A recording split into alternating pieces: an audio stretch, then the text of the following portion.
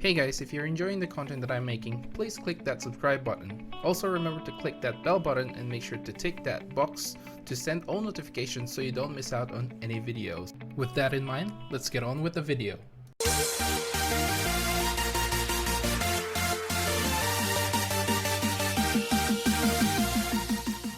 What's up guys, welcome to Monchkinz Gaming, where we take your gaming to the next level. This is Monchkinz logging in to bring you another Dissidia Final Fantasy Opera Omnia video. And welcome to my video guide on Fang's Lost Chapter Fight, Fangs of Promise Part 15 Hard Mode. So for you guys who don't know, this will be the very first time that the Lost Chapter series will feature the Chaos difficulty alongside with the Cosmos difficulty as well. So this video will mostly concentrate on the Chaos fight. Now before we do start, I would just like to gently remind you guys, if you haven't already, to make sure to click that subscribe button and leave a like on this video as well. As you guys know or may not know, I am trying to reach that 1,000 subscribers by the end of the year, and every single subscribe button clicked is going to help my small channel out. Without further ado, let's get on with this video. Okay, as always, we'll start off with the weaknesses, resistances, and the elements that the last boss can absorb. And this time around, it's the Sahagin Shaman. The Sahagin Shaman doesn't have any weaknesses or resistances, however, it can absorb the wind element and the holy element as well. As for its ability, it has the water cannon, which is a water magic brave attack. It also has its plus version, which basically can inflict initial brave down, defense down, and an attack down as well. Next up, it has Impale, which is a melee HP attack. Next is the Sahagin Jump, which is a group melee brave attack, and it also has a plus version as well. This basically changes from Sahagin Jump while he has an attack up active. It is basically a group melee brave attack still, and it just does more damage. Next is Supplication for Grace. This basically grants itself an initial brave up, attack up, a defense up, and speed up, plus an enfeeblement up to the entire party. Up next is Multi-Skewer, which is a melee brave attack plus an HP attack. And next is Erdgei's Power. Basically, it recovers itself from its break status. It is a group Earth Magic Brave attack plus a group HP attack. This inflicts a turn rate down and a max Brave down. And finally, its last ability, Heavenly Bolt, is a Thunder Magic Brave attack, and its power is increased based on the number of buffs it has active. And of course, let's not forget about immunity statuses. Basically, the Sahagin Shaman are immune to the initial brave down, poison, paralyze, and sap debuffs. Okay, so now that we know the abilities, the resistances, weaknesses, and the elements that the boss can absorb, let's take a look at some general tips and guide. And the first one is to save about 80% of your abilities on the last boss. And if you can get away with it, go for 90%, because the last wave, where the last boss, is actually really hard, and you will need every single abilities that you can. Next up is to bring in the boosted characters such as Fang or Titus. Unfortunately, I would like to add Yuna here, however she is not very turn efficient and would probably just slow you down or hinder you from completing all the required missions. If you don't have any of these two characters, other characters that you might want to consider are of course the Warrior of Light, Cloud, Noctis, Ramza, Vincent, or Sarah. And as for healers / brave battery options, unfortunately I can only really recommend Charlotta. I know some people say you can bring Lena as well, however her DPS isn't exactly great. However, I mean, you can probably try, but I am not very confident in her. Now, as for the summon, you do have an option between Ifrit, Shiva, and of course Ramu as well. It's all going to depend on your party composition, and whichever you feel like will help you out. Okay, so now that we have some general tips, let's take a look at some strategies that you might implement in order for you to complete this fight. And the first one, let's talk about the friend support. You can either bring a cloud that's max limit broken, of course with the purple weapon, 3 out of 3, therefore giving you the much DPS that you need. You can also bring Charlotta. I would recommend bringing a friend Charlotta if you are bringing a Charlotta yourself. This will make the friend Charlotta more efficient in the DPS department. Or finally, you can bring a Dark Knight Cecil for a friend. This basically is to try and reach that high score that that is very elusive. The Dark Knight Cecil can obviously launch and do a lot of DPS damage as well. You just have to remember to use Dark Knight Cecil's level 65 crystal passive ability, or the AA, the additional ability first. It doesn't matter if it's been, you know, it has a bloom token on it, or it has the level C70 passive on it as well. You just have to use it and make sure that it's in danger so you can have the plus variance of its attacks. Now, my next tip here is to use your summon after 2 to 3 cycles of the supplication for grace. Now, what I mean by this is you try to hold off your summon until it's about, you probably will deal about halfway damage on at least one of the bosses this way. And initially at the start you will actually do a pretty decent amount of brave damage and HP damage as well on these bosses. However, as the fight drags on, it gets harder and harder, and their attack and their defense, they also increase. So especially the defense department, I think that is the more dangerous side. My Warrior of Light will start hitting the ones later on. So if you can use your summon if you can delay it as much as you can, and you know, use it when you're really in trouble, it's really going to help you out in completing this fight. Now, the next tip I have is do not get broken, because the bosses have a very high max brave. Even with a max brave debuff down, they're just really insane, and if you get caught with an Erdgeist power along the way, it will definitely deal a lot of damage. And sometimes if you have like the Shiva evasion up ability, sometimes one of your characters will dodge that attack, and therefore your other characters will get more damage that way. So it's about a 50-50 chance. I know it's not 50-50, but you know, when it happens, it hurts a lot. So but sometimes you actually want them to miss, so it's kind of hard to go around this. But just try as much as you can not to get broken. And even with a single target attack with their multi-skewer, you will probably die if you do get broken while it's using multi-skewer. And my final tip for you guys here is to bring a debuffer. It's not much of a big tip. However, having a debuffer will actually help you remove or push off some of the buffs that they get from supplication for grace. And the main important one here is the defense up buff.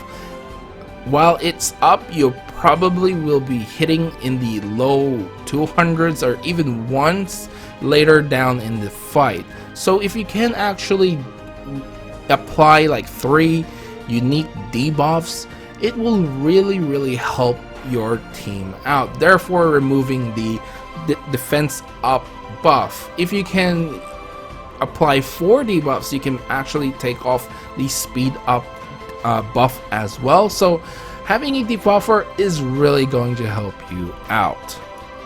And I guess the other option is, if you are planning to bring Cloud, basically have his World of Illusion weapon, because this actually removes like buffs as well. Well, it will remove a buff on a targeted boss, and therefore removing some of the buffs that the boss has is really going to help you out.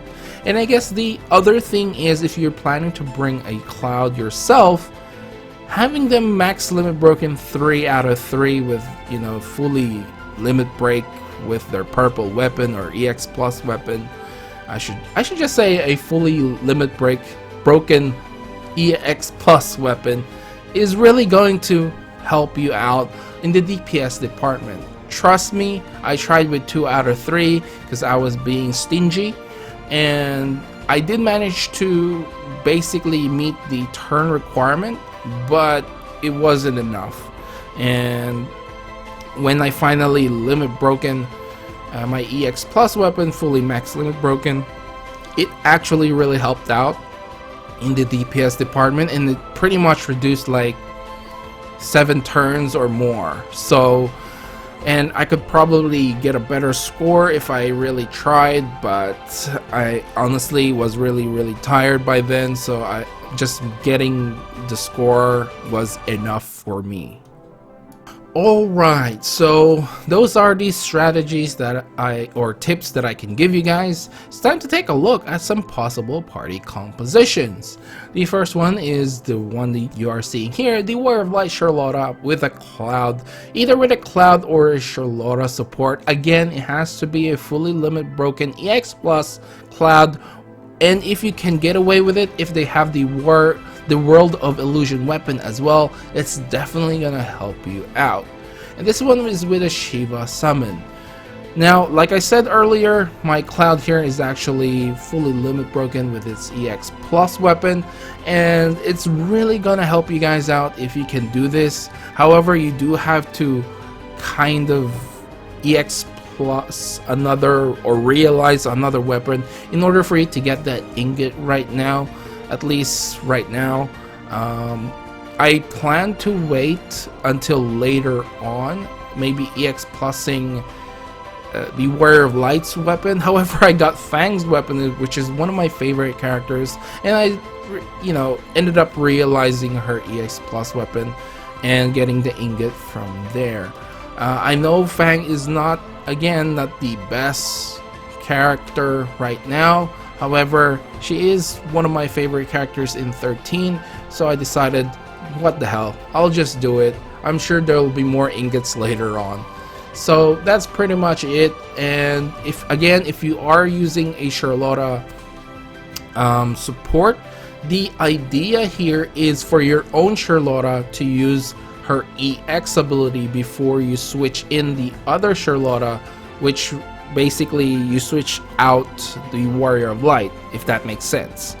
So this way, the friend Charlotta will just have to use her first ability and then spam her second ability, doing as much damage as she can.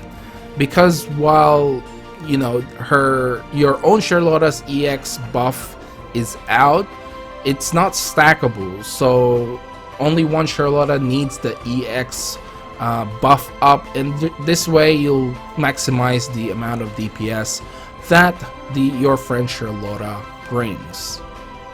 Now, the next team that I had a success with is the Warrior of Light / Cloud / Sarah with a Cloud support, and this is with a Shiva summon.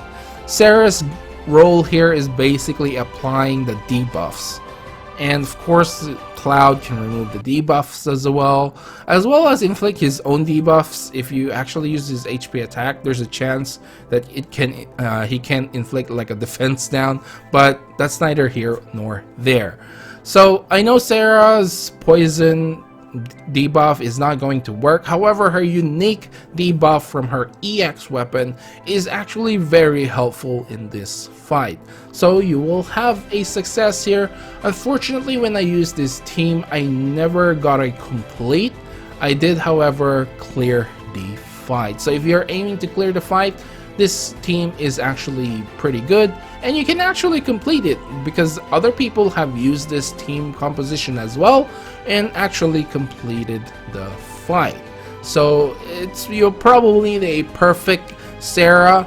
Unfortunately for me, I only have 2 of her perfect cursed artifacts, and the third one, which is, I believe I have her old debuff attack up with something else. I can't remember on top of my head, but I don't have a perfect Sarah, so I kind of ran out of her abilities towards the end, but it's still a clear, so that's all you're trying to aim for really. You can complete it at a later date.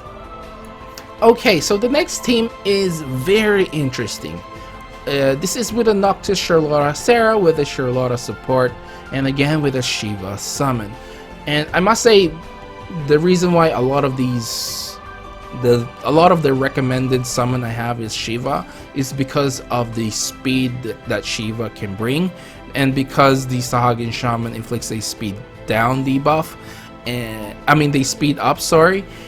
So this is basically to try and catch up so they don't get like double turns or something like ridiculous like that. But anyway, for this one, it's very interesting. I've seen this around, and I've seen a few people actually clear this with a Noctis and then Charlotta and Sarah. And I must say, it's a very dangerous tightrope when you're using this composition. And honestly, I tried this, however, I did not clear the fight.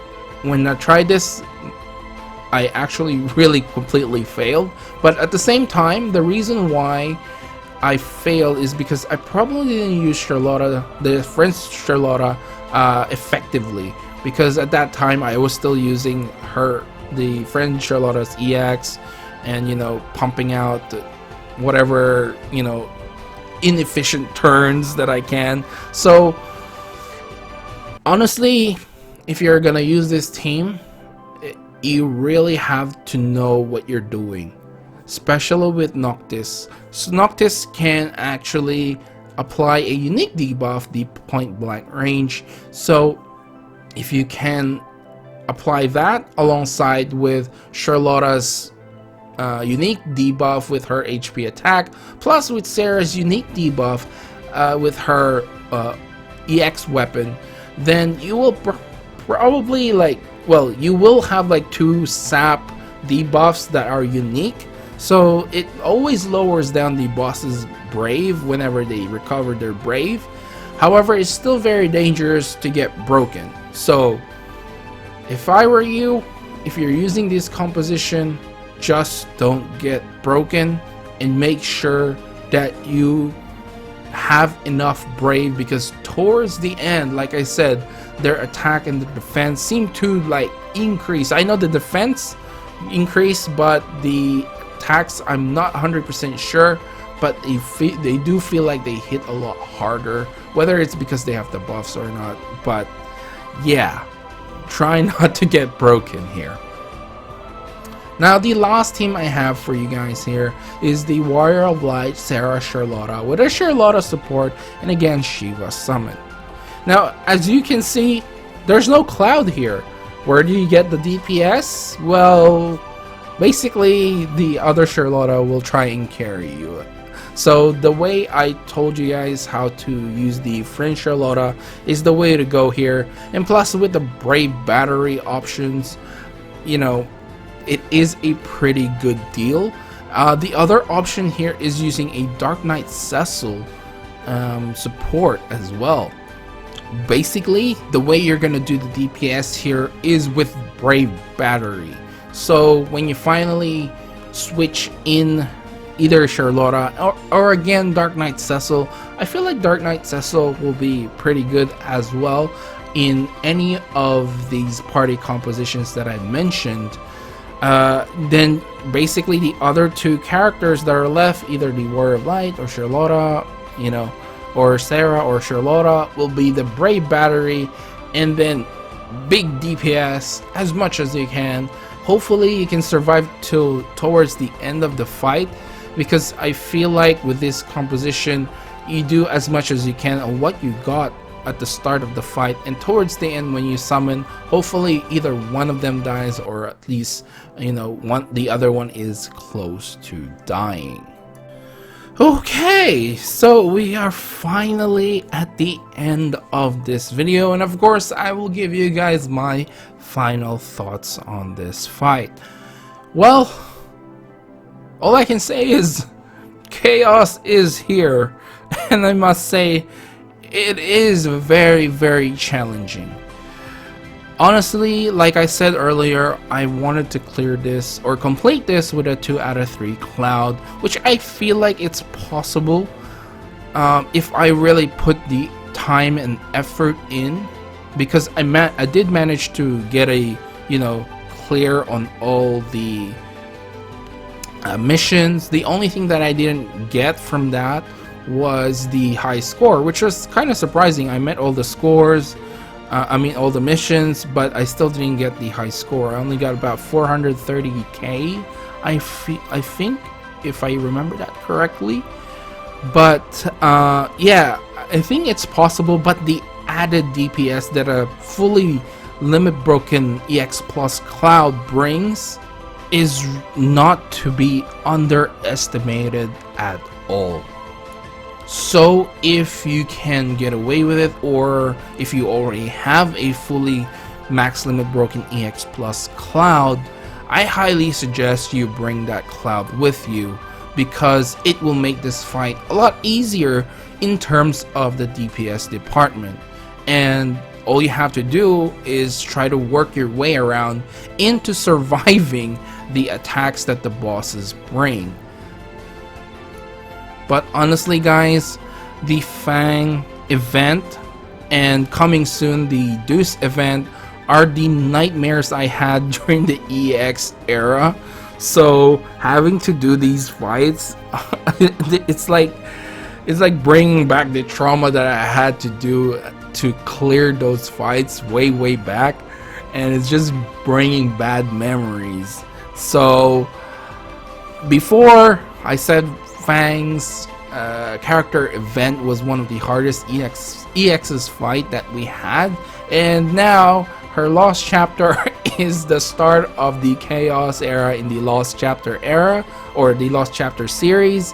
So yeah, definitely hard as well. So it's no joke. It's really difficult, and you only have a few characters that you can choose from in order to complete this fight. Now I just have to remind you guys that completing this fight isn't something you really need to aim for. I know it's a good goal, however, if you can just clear it, you will get the rewards, the ingots that you the ingots that a lot of people want to have. So it's not something necessary for you to complete, because the rewards are not that great for completing it. You only get a few tickets in. So if I were you, just try and clear it. Like a lot of people are saying, clearing it, you get the ingots, which is again something a lot of people want to have, because that's what we use to the materials we use to limit break our EX Plus weapons. Now another thing that I actually forgot to mention in my tips is to actually use your extra abilities you get from your level 65 passive. Now I know this is probably something very obvious to some people, but seeing as the level 65 passive are quite a new addition to the game, sometimes like older players like myself, I am guilty of this, forget that you can actually use them, and you actually have an extra ability that doesn't take up a turn. So if you can implement this around your strategy, it's really going to help you out. For example, like Warrior of Light's Crystal Passive 65 ability, or AA, is basically reducing the incoming amount of brave damage, so it's really gonna help you out not to get broken. So if you can use this to your advantage, it will really help you in completing this fight. So those are my final thoughts on this fight. This is a very difficult fight, especially if you have just started playing the game. I highly recommend just skipping this, or if you can actually get away with it, maybe just do a clear run, don't do a complete run. One other thing before we end this video is I do apologize that this video is late.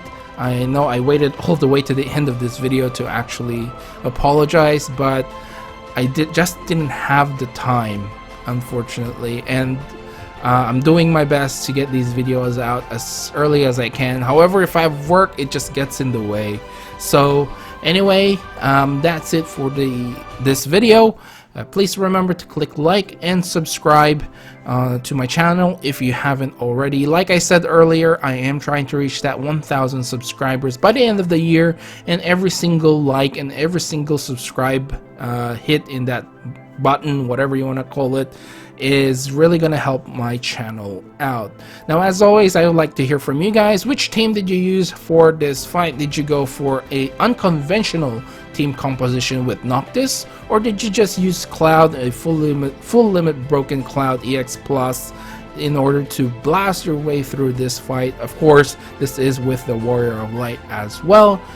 Please let me know down in the comments below, and as always, make sure to follow me on my social media. I am on Twitter at Monchkinz Gaming, and if you want, you can add me as a friend on Facebook at Monchkinz Gaming as well, and you can ask me directly there if you want any questions that you may have in Dissidia Opera Omnia. This is Monchkinz logging off, and I'll see you guys in the next level.